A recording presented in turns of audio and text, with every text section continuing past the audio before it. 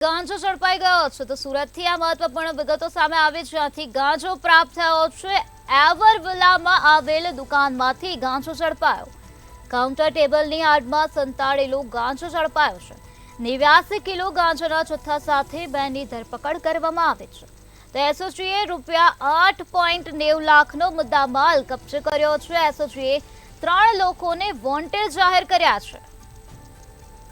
સુરતમાંથી આ ગાંજાનો જથ્થો પ્રાપ્ત થયો છે. 89 કિલો ગાંજાનો જથ્થો પ્રાપ્ત થયો. આ સાથે 2 શખ્સની અટકાયત કરવામાં આવી છે. એસઓજીએ કાર્યવાહી હાથ ધરી ત્યારે 8.90 લાખનો મુદ્દામાલ જપ્ત કરવામાં આવ્યો છે તેમજ 3 લોકોને વોન્ટેડ જાહેર કરવામાં આવ્યા છે.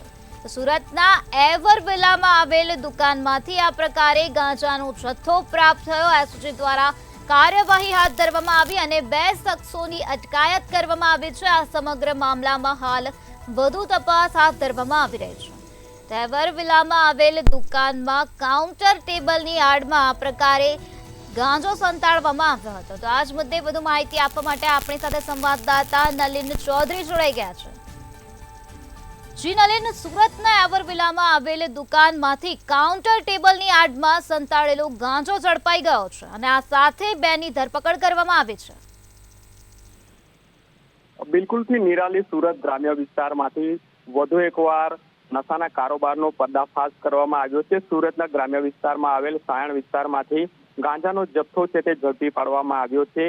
સાયણ વિસ્તારમાં આવેલ જે એવર વિલા રો હાઉસના દુકાન નંબર 3 માંથી ગાંજાનો જથ્થો છે તે ઝડપાયો છે.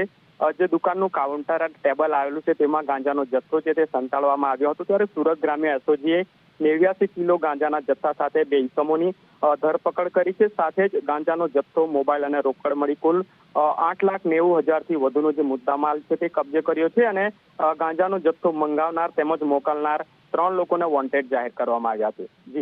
જી નલિન, સમગ્ર માહિતી આપવા બદલ આભાર.